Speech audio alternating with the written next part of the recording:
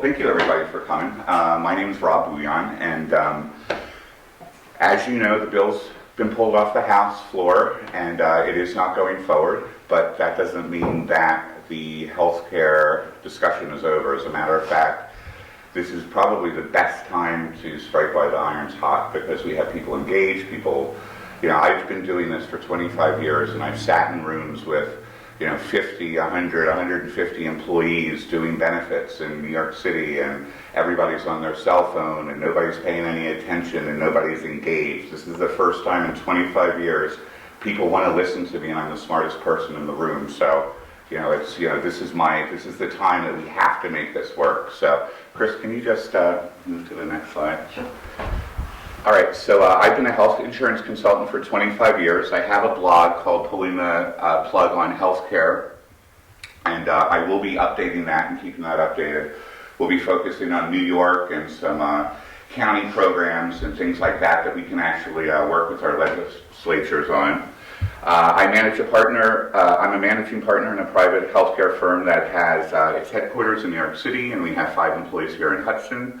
Our client focus is employer groups between 2,000 and 2,000 employees in the New York metro area, so it's New York, Connecticut, and New Jersey. We do have some companies in other states around the country. We provide benefits, human resources, Department of Labor, and IRS compliance. We deal with individuals in the insurance market for benefits and compliance, so the individuals that either shop in the state exchange or purchase insurance through MVP directly or something like that. We deal with, we manage Medicare programs, Medicaid, and essential plans in New York. Medicaid and essential plans are not a program that most brokers actually dive into, because it's against the law for us to get compensated on it.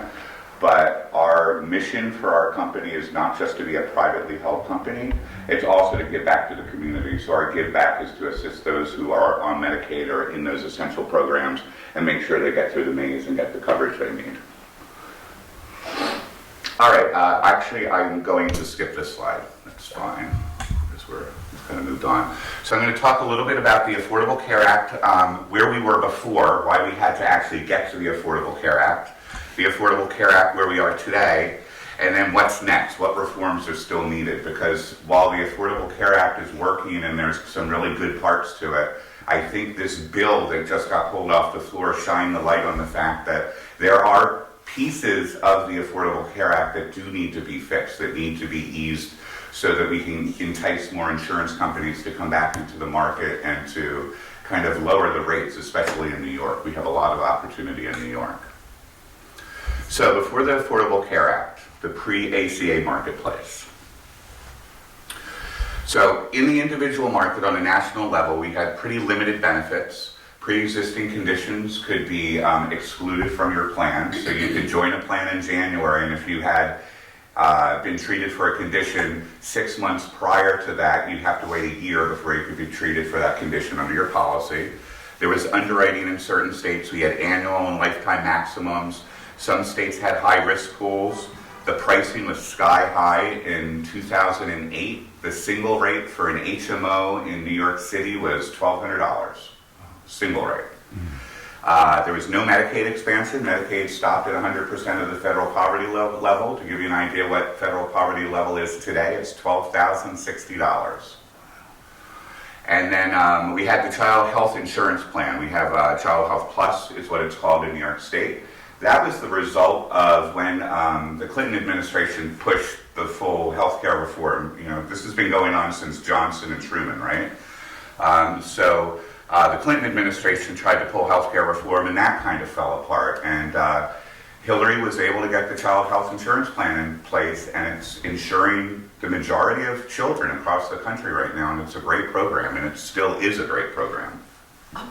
Rob, what does underwriting mean? I'm not sure. So some states in Pennsylvania, for example, in order for you to get an individual claim, you had to fill out an underwriting form, a medical form. So you had to say, have you been treated for any illness or disease in the last 5 years? And they would rate you based on your medical conditions. Or, pre-ACA, they could deny you for coverage.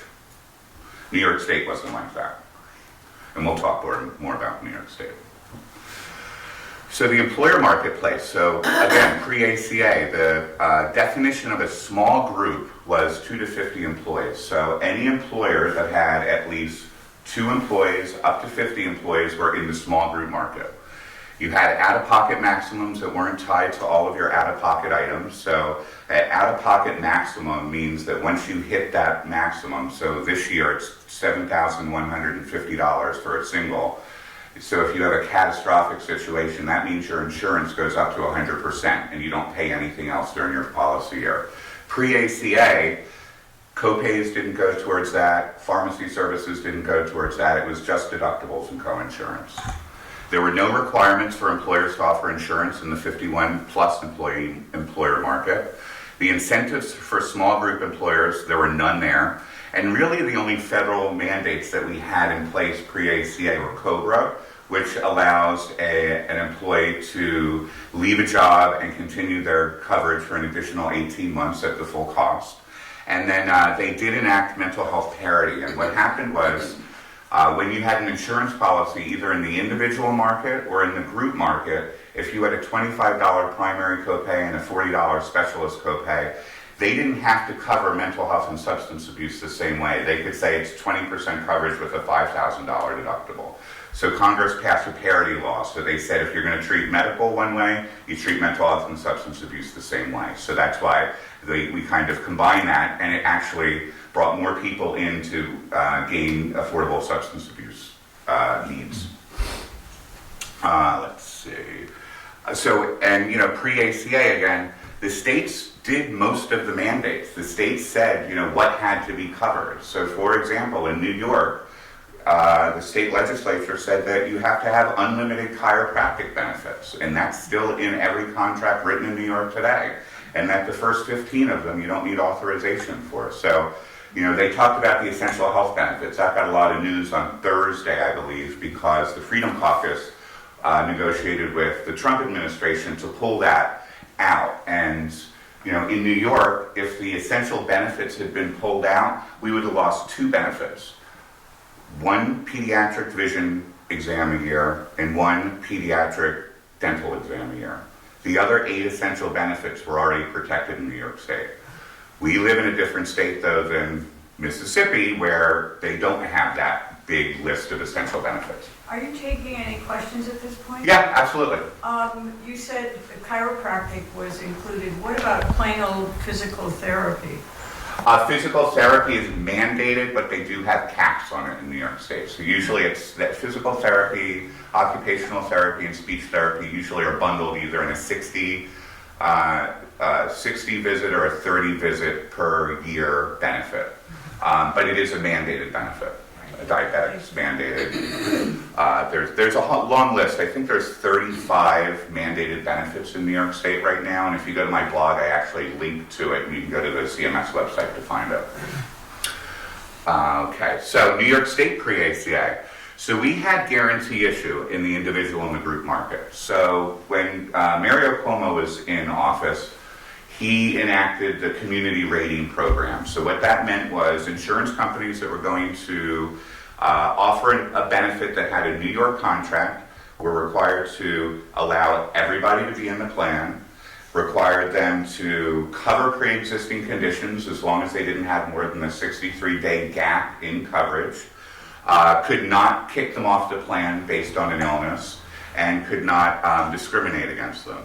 Sounds a little bit like the ACA, right? So we had the ACA back in '93. That's why our rates are much higher than everybody else's in the country, and that's why the ACA didn't actually have a negative impact on our rates. It had a positive impact. We had all of our state benefits. We included the pre-existing condition benefit back in 2000. It was a lawsuit, McKinney against, I think, Blue Shield in northeastern New York, or Excellus out in western New York. State continuation under Governor Patterson, he enhanced the COBRA benefit. So if you were a New York employer and you had your contract in New York, you had your 18 months of federal COBRA and an additional 18 months of state continuation. So ex-employees could port their coverage for actually 3 years. We had community rating, as I said. We didn't offer high-risk pools. We also had Family Health Plus. That was the Medicaid program to cover the families, the adults of children that were already in the Child Health Plus. It expanded to 100% of the federal poverty level. So at that time, the only way you could get insurance was to make less than probably back then $11,000. That was how you could get into Medicaid. Next one. All right, so where are we today? All right, so here we are in the individual market. We kept the essential health benefits. So those are the 10 that we've talked about, that we're talking about this week. We have pre-existing conditions that are covered. Children are covered to age 26. That's a really good point, and that's, not only did the bill push both pre-existing and children to 26, it's cheaper for a parent to have that child on their family plan, especially if they have kids under 26 or under 19, because the family rate's the family rate. You don't add rates to additional children, right? And the more children you put into the risk pool, the better it is, because 99% of the time, children are extremely healthy and you're gaining the premium on them, but you're not paying claims out. They're helping to pay for the sicker folks. They lifted the annual lifetime maximum, so there were no $1 million lifetime caps on your insurance policies anymore. Maximum out-of-pockets were introduced for all benefit costs, so regardless of how you get your benefits today, including Medicare Sup and Medicare Advantage plans, anything you pay out of your pocket that's a copay or a co-insurance or a deductible or a pharmacy payment goes to that maximum out-of-pocket. And if you hit that maximum out-of-pocket in a calendar year, your benefit goes to 100%. So you still have a protection there. There's a fallacy when somebody, a political wonk goes on television and they say, I just talked to the single woman who has a $30,000 deductible. That's against the law. You can't have a $30,000 deductible under ACA. The maximum out-of-pocket you can have is $7,150.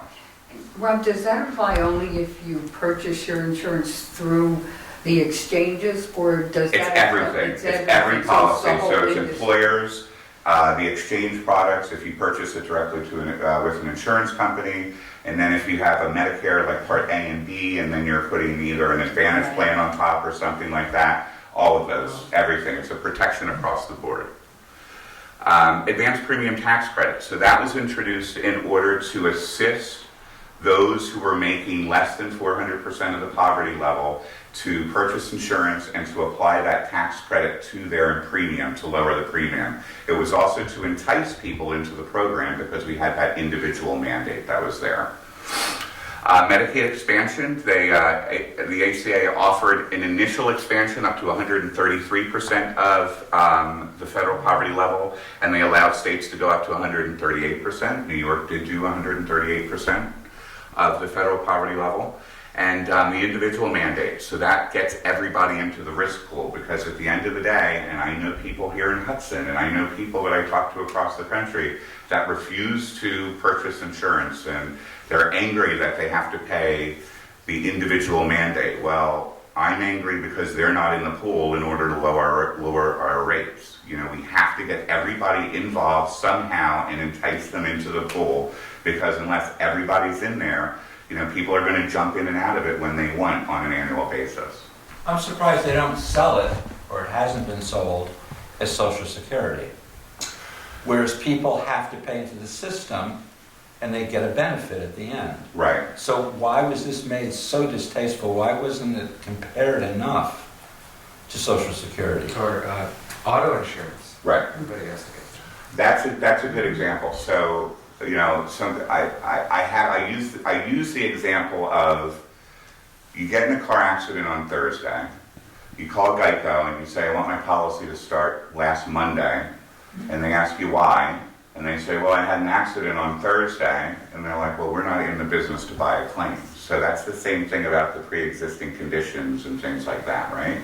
So the other thing is, you try to use that argument of, you have to have car insurance if you drive a car, and people say, yes, but I'm just a citizen. I'm like, well, if you're living and breathing and walking down the street, you need to be insured. You have to you have to participate somehow. I think, to your point, there's a great opportunity for us now to get the 8% that's uninsured. On average, about 8% of Americans are still uninsured in some portions of the country, and New York State, along with Columbia County. And there are ways to do that, and I think this is the time that we actually bring both parties together because, I don't call this Obamacare. This is the ACA. Democrats don't own this. The American people own this, right? Republicans probably called it Obamacare, right? And they continue, and they'll continue to do that, and even Democrats do that. But this is the ACA. This is an entitlement benefit that neither party should own, that the citizens of the country need to own, and both parties need to come together and find the experts in order to fix the pieces that need to be fixed. This isn't a perfect policy, but it was a start. I'm sorry, I advanced this. Oh, great, So- okay. Sorry. All right, so the small group marketplace. So one thing that the ACA did was it redefined the small group marketplace from 2 employees to 50 employees, 2 to 50 employees to 2 to 100 employees. That caused an immediate backlash in the 51 to 99 market for employers because that marketplace was underwritten and it really worked well. So they would look at your average age of your group, the number of males versus females, it was called the age-sex factor. They look at where people live with home zip codes because 80% of people get their care within their community, and there's cost differences, especially in the New York metro area. If you have 50% of your employees that live in New Jersey, you're going to get a lower rate automatically because that zip code demographic has lower healthcare costs than if you're getting care in New York City. So they had a spike in rates. All of our groups on our book of business had between a 50 and an 80% rate increase because they were forced into the community rated program. It also, Cigna does not work in the small group market. So Cigna, everybody that had Cigna, we had 8 cases that had Cigna in New York City alone. They were all kicked off Cigna because of the ACA. So that's something that we have to get fixed. The other piece of that is in New York State, it's against the law in the insurance code. It says you cannot self-insure a small group employer. So we would self-insure a 75 life employer that might have been an IT company, had a lot of males in their 20s. There's no reason for them to have to pay a fixed premium every month. Let them have some risk to their claim dollars by self-insuring this. We can't do that anymore. So number one thing that we have to do is we have to speak to our assembly people right now and tell them that we have to change this definition because the backlash was so bad. The Obama administration, I think it was in 2011, introduced what was called the PACE Act. The PACE Act gave the decision back to the state as to how they wanted to define small group. 43 states immediately changed the small group definition back to 2 to 50 to ease the burden of the rate increases. New York didn't. We're with about 6 other, I think, red states, including Idaho, that said, no, we're going to keep it at 2 to 50. There's no reason for us to be at a 2 to 100. There's no reason for us to be in a 2 to 100 definition. We have to get this in front of Albany. They don't know why they didn't vote for it. They don't know why they didn't implement it. So now that this health debate is so hot, this is item number 1 that Albany needs to tick off their list by changing the definition back to 2 to 50 to ease the rates for that employer population. I'm not sure I understand this though, because if you've got more people, doesn't that make a bigger pool? But if that community rating is the highest rating in the state. That community rated pool is the highest rated in the state because you don't have to be in the pool. An employer doesn't have to offer benefits. People that are in there usually are going to be, sicker. It's a much more expensive. So highest rate. It's the highest rated. Yeah, it's the most okay. expensive, right? So, Robert, would there be an argument that would say, but it would hurt the smaller, the 2 to 50, to revert to that? No, because the community rated pool has been in effect since '93, so there's not really, they're taking those people in or pulling them out. It doesn't, the pool's been there. New York was more focused on a single payer system, so they just thought that, they didn't want to deal with this issue. It's an issue that really, it's it's killing small businesses. It's, businesses just can't afford the rates. I mean, to go from a $300 single rate to a $650 single rate, it's really difficult. And you know what? We pay for it, because I'll tell you, the city of Hudson was in the 51 to 99 manually rated market, and they had to move to the community rated market, and their rates went up because of that. And where does their budget come from? Our taxes. So at the end of the day, this affects everybody. So we have the out-of-pocket maximums tied to all costs. We have employers that have over 50 employees were required to offer benefits. That was called the pay-or-play mandate. So if you didn't play by offering benefits, you were actually fined by the federal government, and that fine just went to the Treasury. It wasn't a business write-off. It was just a revenue income to the Treasury. I'll tell you, most employers offer benefits. It's still a business expense to them. The employees that pay into it pay it on a pre-tax basis, so it's lowers their taxable income. It's a more affordable way to offer benefits. And no employer wants to be the first employer to stop offering benefits. They'll all line up to be number 2, but nobody's going to be number 1, because when you interview for a job, the first 2 things somebody asks are, how much am I going to get paid and what are my benefits? I mean, that's where the employer market is. They offer a small group tax credit in the small group market. So in the 2 to 100 market, employers that would, or 2 to 50 market, because 51 and plus have the pay or play, but the 2 to 50 market were incented to offer benefits by getting a tax credit on an annual basis. The essential health benefits were introduced, and in New York State, the enhancements were dental and vision. And all those state mandates I talked about, and they're on my blog, they're still there. As long as the state mandate doesn't supersede the federal law, the state mandate still is there. And I think one of the most recent state mandates that went into effect was autism coverage that had to be covered and at a certain amount of visits. So, all right, so just a quick slide on this. As we were going through the debate, a lot of people were talking about, using the hashtag, I want what Congress has. Well, you have it, because Congress has to shop in the exchange. So what originally came out in 1960 was the Federal Employee Health Benefits Program. And it started with a union, I think it was a lumberjack union or something like that, wanted to offer health care benefits. And so they got an association together. It was $5 or $6 a year, and it offered hospital benefits. Turned into the Federal Employee Health Benefit Program. It offered 15 or 20 different insurance policies. Anybody that was a federal employee could shop into the program. It started in 1960. It was 5 years prior to Medicare being enacted.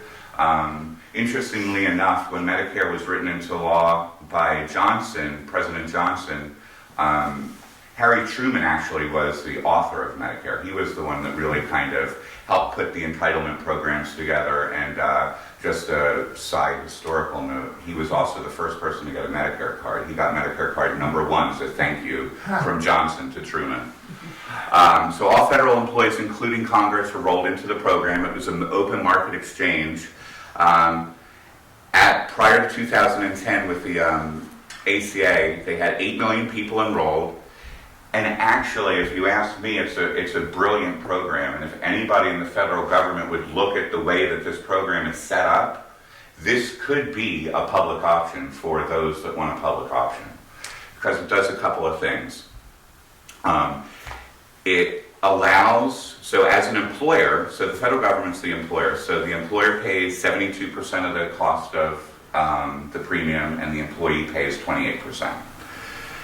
What it does, though, is it takes an average of all the rates across the exchange in this marketplace, and it gets a single rate. So let's say that single rate's $400.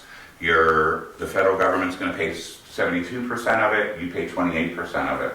But there may be a better plan out there that costs $500. Because that average rate is $400, I pay my 28% of that $400, plus I pay my $100 buyout. It's my decision to purchase a more expensive health insurance plan. It's a brilliant concept. It's being rolled out in the employer marketplace. I don't know why nobody is looking at this as a public option. So the ACA was required to pull Congress out of this program. And what happened was, as the ACA was getting in its final hours, I think, I believe I don't know who on the Republican Party added an amendment that said, okay, we'll have Congress, go into the exchange like everybody else. And Obama said, that's a good idea. We should put our money where our mouth is. So all congressional members, along with their staffers, had to shop in the exchange. So they do shop in the exchange. They shop in the DC Health Link, which is the state or the District of Columbia exchange. If a congressional person decided they did not want to shop in the DC Health Link and they wanted to shop in their state exchange, they don't get their employer match. They have to pay full rack rate. So that's how Congress gets their benefits. They don't get 100% benefits and all this other stuff. So New York State of Health. So just where are we today? So in 2015, we had on average about a 5.7% rate hike. It's actually under trend. So trend in New York State, which is healthcare inflation, runs about 12 to 13%, and that's made up of your medical and pharmaceutical costs. And that's the cost of doing business, the cost of contracting with hospitals and doctors and pharmaceutical companies. 2016, it was up 7.1%. In 2017, it went up 16.6%, and I think you'll know our local representatives really hit that 16.6%, saying it was very unaffordable. We're still 50% less than it was pre-ACA. So pre-ACA, we had a $1,200 HMO. We're still 50% less than where we were pre-ACA. So the New York State Exchange based on a household of one. So going into the Medicaid programs and Child Health Plus. So Medicaid and Managed Medicaid, yeah. I'm sorry. I get confused. Medicare, Medicaid. What Medicaid Medicare is age, for so that's 65 or a Okay. disability, and Medicaid is based on your income. Okay, thank you. Sorry. So Medicaid and Managed Medicaid. So it's up to 138% of the federal poverty level. And I think, the poverty level is $12,060. Interestingly enough, we used to just have Medicaid, and just having Medicaid, there were a set of Medicaid doctors that would accept a Medicaid patient, and it was a fee-for-service program. With the ACA, the Managed Medicaid program came out, and insurance companies started to get involved in it. So MVP has a program, CDPHP has a program, and it actually enhanced and gave more opportunity for folks that fell into that bracket of Managed Medicaid to actually have a network involved, not just a Medicaid program, where some of that risk was shifted to the insurance company. We still have Child Health Plus. It's either free or you get a discounted premium between $18,996 up to $47,500. The Essential Plan was rolled out 2 years ago. This is New York State specific. It's between $21,000 and $23,540. You can get one of two plans. It's either a zero cost premium or a $20 a month premium. And it's the most popular program in the state of New York right now, and I'll talk about that. And then there's the subsidized qualified health plan. So those are the individual plans. You shop into the New York State Exchange and you can get that advanced premium tax credit. Ralph, I don't understand the last one.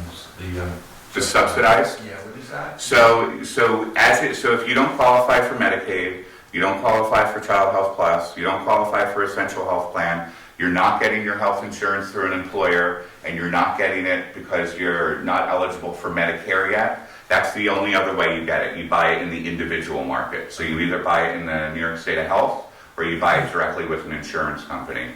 And if you do it through the New York State of Health, based on your income, you would get that subsidy to offset your premium costs. Is that where the increase in premiums we're seeing them? Yes, so those premium Yeah. increases I was talking about, the 7% and then the 16%, that's where you were seeing them. Yeah. All right, so let's look at New York State for a moment. So New York State has 19,745,000 residents. And these are the enrollment stats. So we have 12.3% of all New York residents are in Medicaid or Managed Medicaid. That's 2.4 million people. Child Health Plus, we have 1.5% of children are enrolled in this. And assume that the rest of them are enrolled into an employer program through their parents for the most part. The essential plan, look how popular that essential plan is. 3.4% of New Yorkers are in that essential plan. That only came out 2 years ago. That essential plan could have been at risk to being pulled because of the Affordable Health Care Act, or American Health Care Act. Qualified health plans, those are the subsidy programs through the New York State of Health, 1.2%. Medicare, we have 10.8% of New York residents are in that. So let's just say 30% of New Yorkers get their health care through one of these programs. 8% get them, 8% are uninsured, and everybody else gets it through their employer or through the individual market direct with the insurance company. I'm sorry. If, for example, me, because you help me find insurance.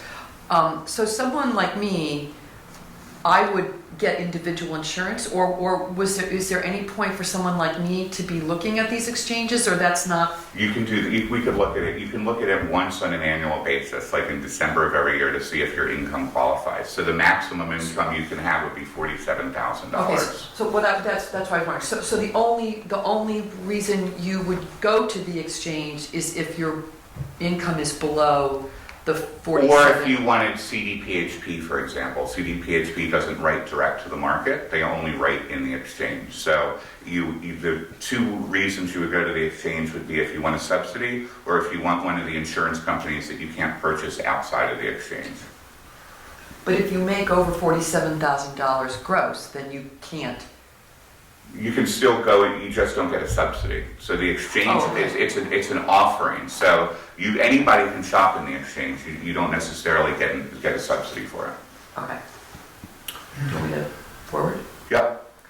All right, so let's look at Columbia County. So we have 61,500 residents in Columbia County, and the numbers for the most part, minus one piece, match up pretty well. We have 10% of the residents in Medicaid or managed Medicaid, 1.6% in Child Health Plus, 2.2% in the Essential Plan, 1.9% in a Qualified Health Plan through the state, 16.8% in Medicare. We have the highest Medicare population in the state of New York. We are the grayest county, as they call us. So we're the one anomaly there. So, New York State had 29.3% enrolled in the programs. We have 32.7%. So again, we have people that were at risk as we were kind of going through this program. So what's up next? All right, so what are we going to do to protect the ACA from an internal failure? So I'm not going to sit and say that it's exploding right now. It's not exploding right now. What does that mean? We have issues with it. In New York State, we have some issues with it, and I'm going to kind of talk through some of those things. But the first thing is the individual mandate. So just because the bill didn't pass the House or go to vote doesn't mean that the executive order that was signed back in January doesn't affect what happens in the marketplace right now. So part of the executive order used terminology that said, ease the restrictions for citizens of the United States within the law.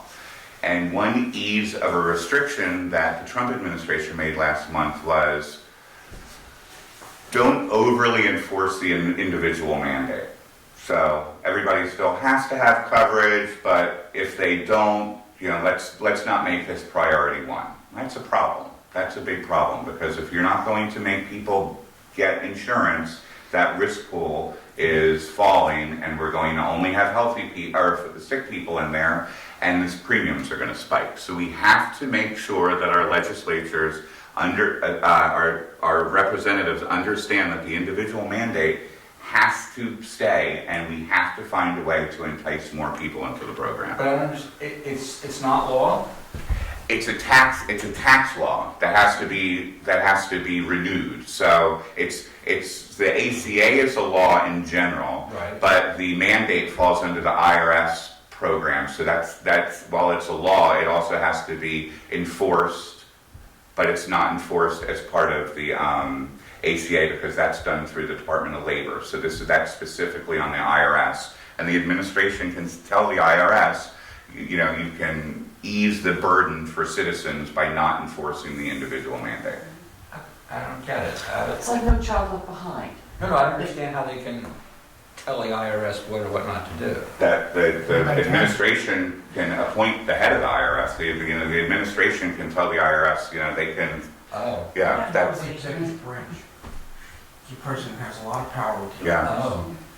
And isn't that, the fact that it is a tax, that's what helped it survive the Supreme Court challenge? I think, Exactly, yeah. exactly, because what happened was Obama got challenged by a state judge in Texas saying it was against the law to require the states that didn't have state exchanges to mandate it and also offer the premium subsidies, and it ended up getting kicked out of the court. And it did go to the Supreme Court, and I think Roberts was the one that actually sided with it to break it. So how do we fight for that? How do we make it? We need to remind our representatives, which is Faso in this district and Gillibrand and Schumer, that they have to fight and make sure that the individual mandate stays. And maybe we do it on a state level. We can mandate things on a state level that, as long as it doesn't go against the federal level. We talk to Albany and we say, maybe there's an incentive to get New Yorkers, more New Yorkers covered. So it's being educated and having the conversation and understanding that, we didn't win yesterday. Nobody won anything. Right. We just didn't lose. Nobody lost. Faso said sympathetic things about the ACA early on, but then he voted against it, Right. or he was gonna. Yeah, he was gonna. Although I'm not even sure. I think he got. He voted against it. Well, it never went to vote. He said he was going to, but it never went to vote. And I don't think until they actually hold a roll call vote, you really don't know what anybody's going to do. But yes, he needs to understand that this is very important to keep the ACA alive, because we don't want this to explode. We don't want this to fail. And the administration, this is their responsibility to take care of its citizens and to find ways to make this work. Faso's vote, I think, let it come out of committee. Yes, it did. Yeah. Yes, because he was in that one committee, right. And then he also added that other New York amendment with Medicaid and everything else that wouldn't have held up in the Senate anyway. Ron, Yes. I hope this is not out of place in your presentation, but when people go on Medicare, sometimes they are quite surprised to see, when they retire and collect Social Security, they are surprised to see that they are paying something for Medicare. Most people don't realize that. Right. I was surprised a couple of months ago to get this notification from Medicare, I guess it was, or Social Security, that they had gone back to my income tax return in 2015 and saw that my income went up. I'm thinking maybe that's because I was an elected official and suddenly had, the largesse of $14,000 from county government. And therefore, that they were going to backtrack and lower my Social Security payment for, I think they did it for 2 months, in order to catch up, because my Medicare was going to go up I was going to have to pay more. For your Part B? Mm-hmm. For the Yeah. Part B, right?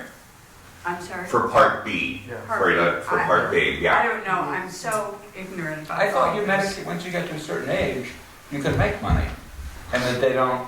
You can make money, Well, you so. can, they don't but penalize I'm not working. Well, I don't know if I'm being penalized or not, but I'm surprised that that it's based on income. It is. Your Part B And is. that I have to pay. Oh, just the Part B. That, it was a lot, Right.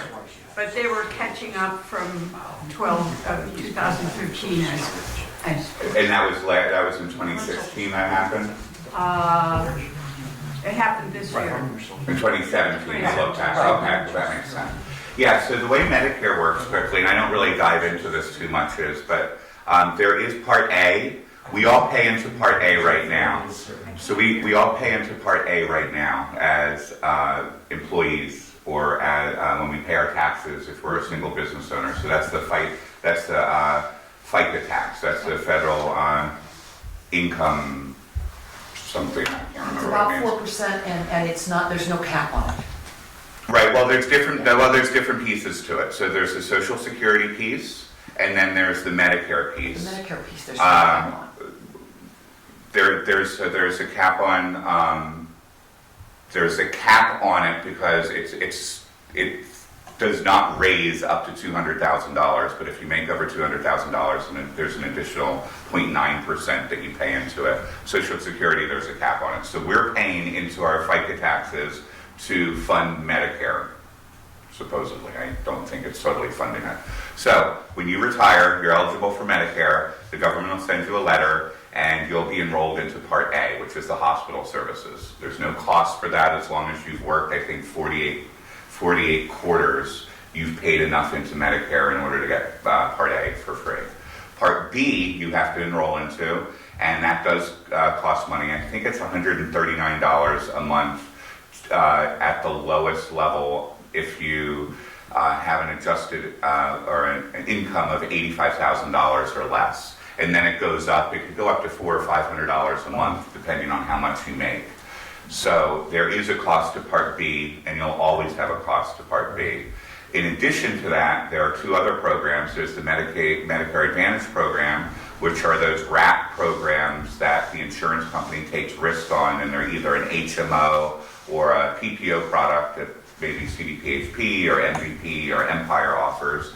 That could be anywhere from no premium to $50 a month, depending on what that is. Or you could have a supplement program like the AARP supplement program that just kind of covers everything that original Medicare doesn't cover, and then you purchase a separate pharmacy program. So it can add up. So if you're retired and you're paying $138 a month for Part B, and you're paying $240 a month for Plan F under AARP, and another $40 a month for your pharmacy program, which is not a copay program. It has, an initial coverage period, a gap, then you have a co-insurance, and then a catastrophic period. It can really add up for somebody who's retired. So it's not cheap at all. It's not free either. That's what I think.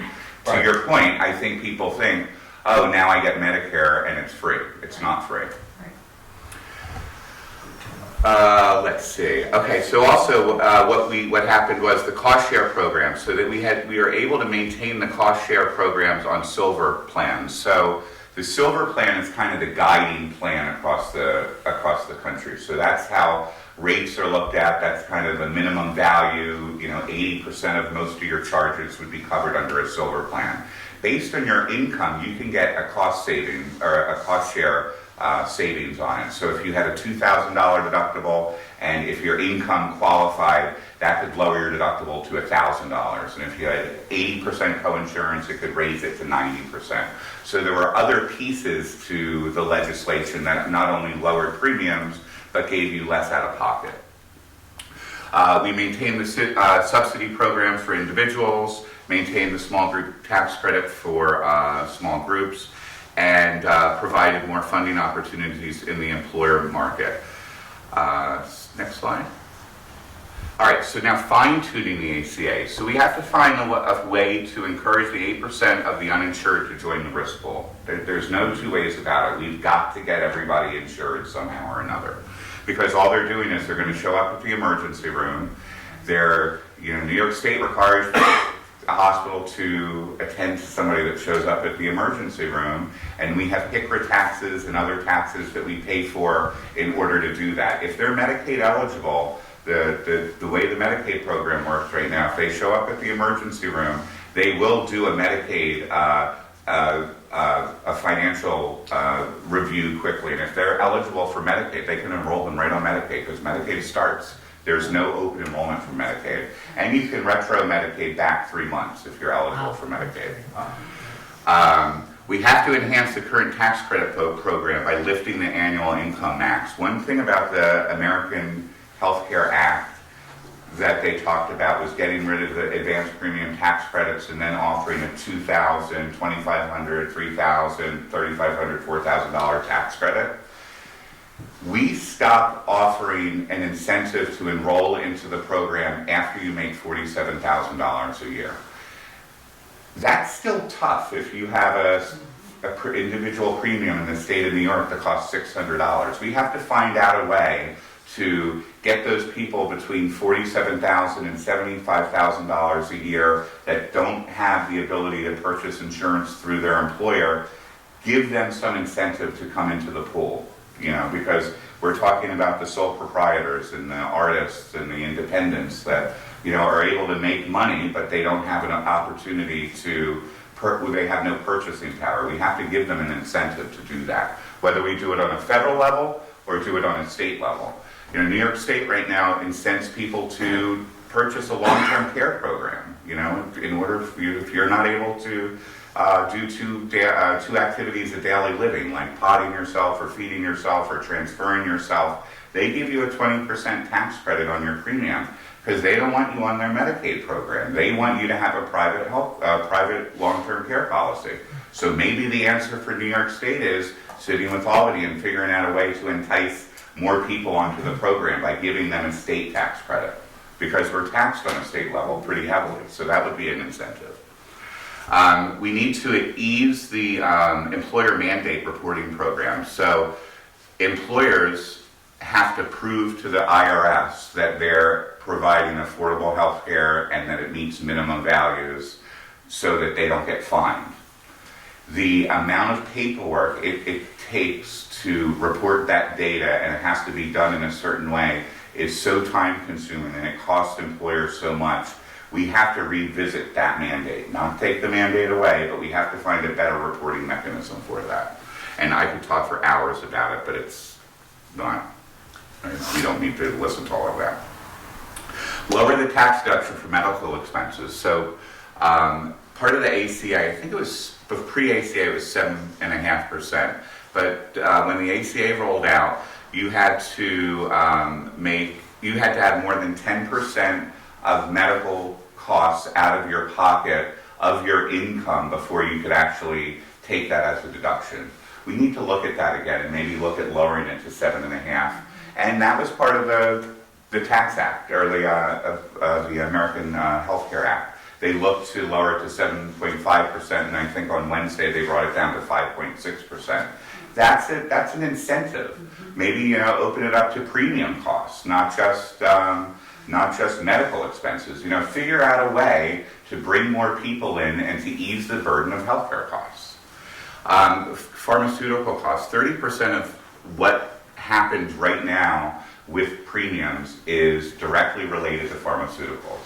I can tell you, everybody I'm sure knows about the EpiPen issue that went on. They increased 600% the cost of the EpiPen, which is a life-saving medication.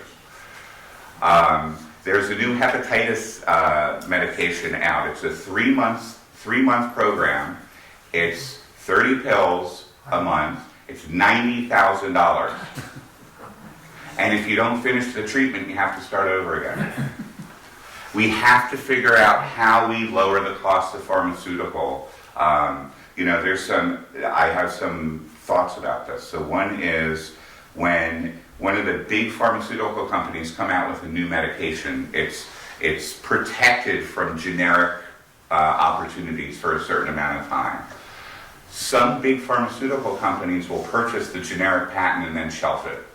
So then nobody else has an opportunity to do that. So we need to incent the smaller pharmaceutical companies to, do more R&D and to look for other ways. If we can give them a tax break in order to bring cheaper medicines to the market, that's an opportunity. Again, look, we've had the discussion about purchasing medications in Canada, and that bill failed, I think, 3 or 4 months ago when it was out in the Senate again. How does that work in Canada where they get it, sell it for a lot less? They're still buying it from the same pharmaceutical companies, right? Probably their pharmaceutical executives don't have 12 houses. Part of the ACA was they disallowed competitive bidding on pharmaceuticals. Should they sell Right. it? That was part of it, to sell Right. it to the. Right, what they wanted to do was, one of the things is let Medicare do the negotiation of pharmaceutical costs, because they do it elsewhere. They do all the medical, the doctor's offices and the hospitals and stuff like that. Right, so they're just telling you. Right, I understand, it's from the same company. So, one of the other big things is malpractice costs. OBGYNs, for an example, that's a high-risk specialty. And in New Jersey, there is a lot of people are doing, a lot of doctors are doing GYN work, but they're not doing OB work anymore. The cost of medical malpractice insurance is astronomical. I know a OBGYN that it takes her till October to pay her premium off based on her income, and she finally can actually make money from October through December and then start all over again. There's no tort reform, there's no caps on medical lawsuits, there's nothing like that. So we really need to look at medical malpractice insurance, whether we look at a pooled program on a federal level or something like that, in order to kind of pull that risk also, because that has a direct effect on how much doctors charge, what they contract with insurance companies and everything else. All of this is intertwined. The ACA was not health care reform, it was health insurance reform. We have the consumer that has to be more involved with their wellness. We have to have pharmaceutical companies to be held responsible. We have to look at the lawsuits that are happening. I mean, there's so many other pieces to this. Providing online pricing transparency. I can go to cars.com right now and I can look at 8 different cars and I can find the dealer that I want to go to that's going to give me the best price for a RAV4, right? You can't do that for an MRI right now.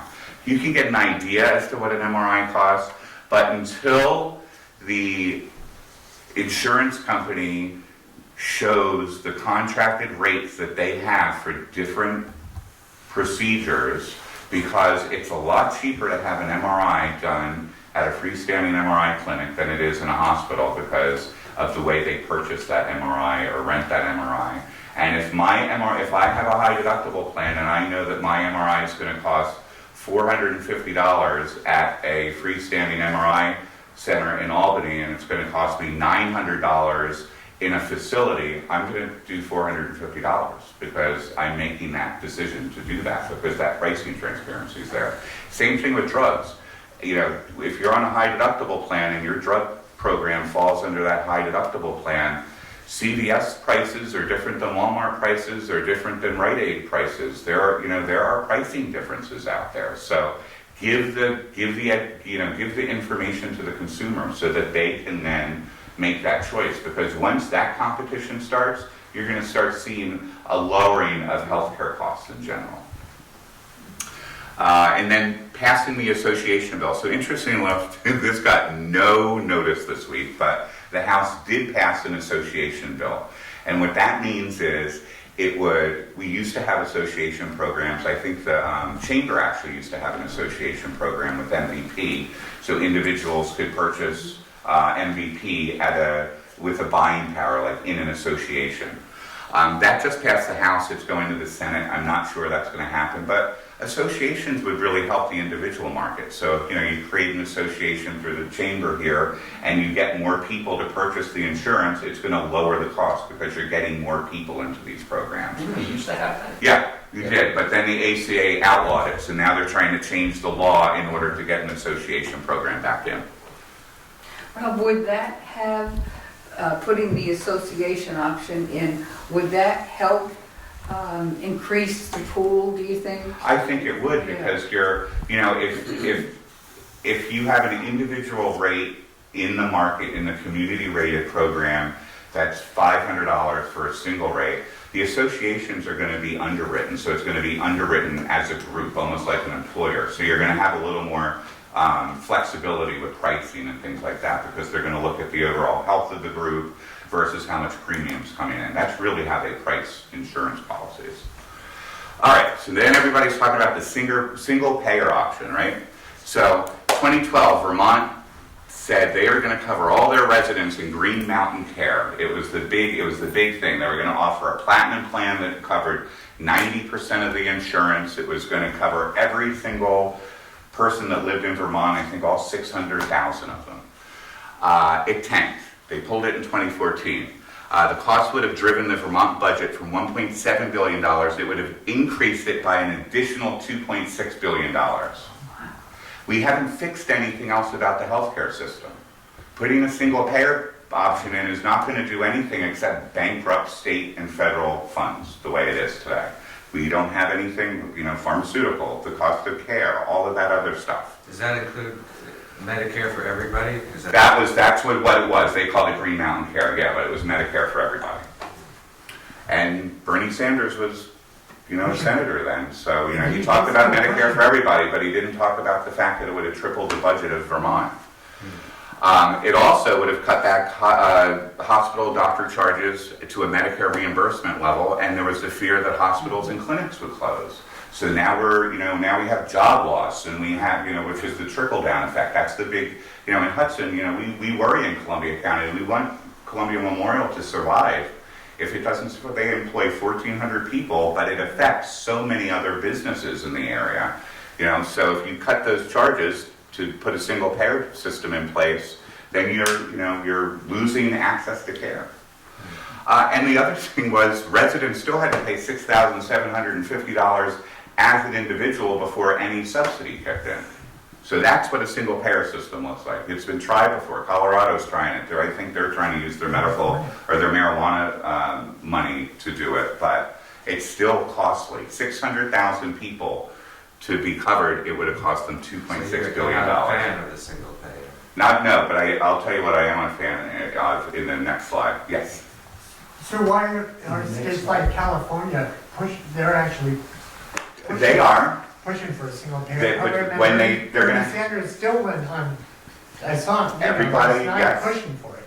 They are. And Yeah. they have many things they need to address before they can, So nobody is it's- saying how they can, who's paying for it. Nobody's talking about that. Right. I mean, New York State, we have other things that we have to pay for starting next year. We have family paid medical leave that starts 2018. That just passed through the Cuomo administration. That's a tax in employees' paychecks starting on January next year.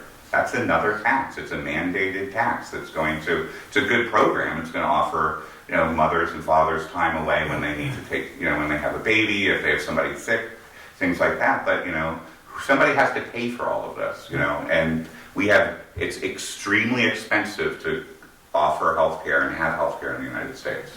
People like Bernie Sanders say that the way to reduce costs is to introduce a single payer program. I mean, that's what he said. And that was, and the public option, which Well, was initially that's discussed. right. And Joe Lieberman is the one who not did that. There's the vote. We don't have a magic bullet to fix all this stuff. Yeah. This is all, we have to But then- fix all the stuff behind that's driving the car. Well, it sounds great, yeah. I mean, it sounds great to say, we're going to, get rid of the insurance companies and the overhead and everything else. The insurance companies probably have 16-17% of their income is administration. Medicare still has 9 or 10% administration costs. I mean, somebody still has to administer the programs. But if you're going to put a single payer system in place, and you're going to demand that every single provider take a 20 to 30, 40% cut in their income, what does that do to the healthcare delivery system? What does it do to the providers that are there? You can't, people are saying a single payer system like the one in the state of New York right now, it's all or nothing for that. It would get rid of employer-sponsored insurance, Medicare, everything. It would be required to be in a single payer system. How does it work in Canada? I could talk for hours on that. I don't want to even get into other countries because Buffalo makes a lot of money because people come from Canada to get their MRIs done because they can get them a lot quicker. So there's nobody is perfect. There's not one country in this world that offers perfect health care. Right. It just doesn't exist. France. None of them do. I'm telling you. Germany. All right. So so investigate the ability of offering a public option. So there is an opportunity out there with what Bernie Sanders is saying that we could have a public option, a federal option like Medicare that people pay into that, you know, cover people across the country that may have a network or may just be like a Medicare doctor network or something like that. But it shouldn't push out the employer option. It shouldn't push out the small group option, and it shouldn't push out the ability for somebody to purchase individual health insurance if they want it. But there is a good opportunity to have a public option, and I think as long as it's not an all or nothing deal, you know, people have to come to the table and figure out how that would work. I think, you know, Medicare is a good example of that, but again, it's going to be a tax. You're going to have to pay into it. The nothing is free. You know, it all costs money. And then we should have a way that we can offer catastrophic coverage. Maybe another option is we put a catastrophic plan out there that covers hospital and maternity, the 10 essential health benefits with a really high deductible, and then let people purchase other plans, supplement plans, if they want to cover unlimited mental health or unlimited this, that they can purchase a plan to supplement. That's how Canada actually works. They have a base plan and then people buy individual and Australia does it the same way. Everybody buys into Medicare and then they purchase an individual policy through annual open enrollment. So why couldn't there be a Social Security, like a FICA tax or whatever, that would set a base price that everybody pays into? There could be. I mean, it's connected to medical, and then you have that as your starting. It's getting people at the table that don't look at it as at a party level, right, and getting them to agree to figuring that out. It's, it goes back to Washington. At the end of the day, we can push our representatives to do something, but it's them that make the make the rules or make the bills to turn them into law. I have a footnote, that people should know about, which I just found out about 3 or 4 years ago. If you're on Medicare and you have a daughter that's under 18, your daughter can collect Social Security. I went when I was 63. I had adopted a child from China. When I was 6, I decided to go into Medicare at 63. Mm-hmm. I went in Hudson, and she was with me. We went in, I sat down, and I signed up. And the woman said, "Is that your daughter?" And I said, "Yes." She said she could get Medicare. So she's been getting Medicare every year. Medicare or Social Security? Medicare. Medicare, okay. Up to 18? Up to 18 years of age, she gets almost $6,000 a year. And I think it's based on I'm not sure if it's based. Is that Social Security, or are you talking about what's $6,000 a year that she's getting? She's getting what I'm getting. But that's a payment. When I'm collecting my Social Security, she's collecting her Social Security on her separate. Oh, okay. But I don't know that much about Social Security. Okay. There's two different things. Social Security is income, and Medicare is the health insurance policy. Oh, okay. That's right. So, Roger, is it your sense that here's what you're saying, that before to get to anything, a lot of the cost of the care, independent of that, yes. Right, that's right, where the groundwork. We have to address that. I'll give you a prime example. There was a lawsuit that so Utah, I think this happened in Utah. Utah capped medical malpractice lawsuits. I think at $500,000 or $1 million. I don't quote me on the number. So what happened was there was a case where somebody had contracted a disease during a procedure, and they wanted to sue their doctor, and they said, "You know what, it's capped, don't worry about that." So they sued United Healthcare because they were on the network, and there's no cap to sue an insurance company. I think it's still in the courts right now. So again, here we are, we're trying to contain costs, and the state says, the right thing to do is to cap this, and then we have somebody come in and say, "Well, don't bother, it's only $500,000, go after the behemoth and get it, get $20 million. Didn't United Healthcare drop out of the? Yeah. They dropped out of being part of the network. The market in many states, or. Well, that's a good point. So when they talk about Aetna dropping out and Cigna dropping out and United Healthcare dropping out, that's in the individual market. I see. All those insurance companies still operate on a small group and large group level. I see. And the whole cross-state selling of insurance, that happens now. If I sell a Empire Blue Cross plan to a group in New York State, it has a PPO network and they can access any of the doctors anywhere in the country. So the whole competition across state really never made sense to me because every state has different mandates. And if you live in Mississippi, why would you buy an HMO through MVP here? You have no network there. That just was kind of like it was a non-starter, really. All right, so I'll actually skip that. I thought I got rid of that slide. I'm sorry. Okay. Okay, so breathing new life into the New York insurance industry. First thing we need to do is demand Albany to accept the provisions of the PACE Act that was brought forward under the administration, Obama administration, to bring the definition of small group back to 2 to 50. We have to save the 51 to 100 market. They're getting annihilated in premium costs right now. This is an easy fix. It should not be hard for our legislature to understand that if they're small group, friendly, and they're bringing new business into, we see all the commercials about bringing new business and tech business into New York State, getting them from Texas. We have to give them affordable health care. So who would call, just the state? Anyone in particular? Here you would call Dee Dee Barrett, Oh, because Dee Barrett. she's our assemblywoman, and I don't know, is there another representative here, Alan? Molinaro? We're Molinaro. we're in the 19th district, I'm not sure. Kathy Marchionne's our senator, so right. So it would be those two, so it would be Dee Dee Barrett and Kathy Marchionne. And I'll tell you, they probably don't actually know this, so it just got hidden, and there were so many other things going on.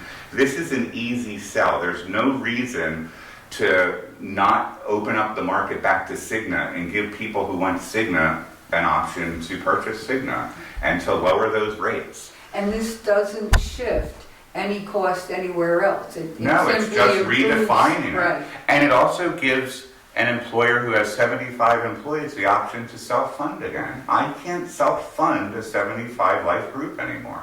I can go down to 10 lives in New Jersey. I can't do any of that in New York. We are so heavily regulated and restricted here. Find a tax incentive. Speak to your representatives for the under 30 market. So those folks, those healthy people under 30, maybe they're, and I think I alluded to this, the New York State long-term care tax credit. That's it's a 20% off premium. Figure out something to get this 8% into our pool in New York State. Because once it's in our pool, it's going to spread that risk around for the MVPs and the CDPHPs of the world. Chris? But long-term care, that's something that kicks in when you're... I'm using that as an example. Oh, okay. So New York State doesn't want you on their Medicaid rolls under long-term care because long-term care is not covered under health insurance. It's not covered under Medicare. It's only covered under a Medicaid product. So people have to be 5 years indigent and then they get long-term care. An incentive to keep them off the Medicaid rolls is that New York says if you purchase an individual policy, you get a tax credit. So use that thinking to the individual market in the state of New York. So your tell to your representative is, if it works here, why can't it work to lower, get more people into the pool? Is that tax credit for all ages or under 30? What? To ask, at the end of the day, it's that those are the folks that really are probably the most uninsured right now because they're, independent people. They can't afford the $500 a month premium. It's cheaper for them to get to pay the penalty, and then they, get their care through the emergency room. So we want those healthy people in there. They're the ones, because if you're sick, you're biting the bullet and you're paying the premium because you can't afford a chronic condition. You can't afford the diabetes, the pumps and the insulin and all of that. You're buying into the program, but you're sick, so you're kind of also bringing the pool down and raising the rates. So we want the people that aren't going to use it but can afford to have it to spread that risk out.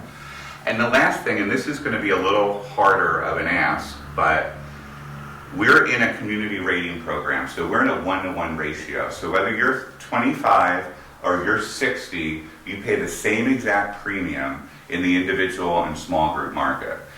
Remember they were talking about, I think AARP did a piece that said a 60-year-old under the American Healthcare Act would go from $1,200 a year to $14,000 a year because they wanted to raise the ratio from 3-to-1 to 5-to-1.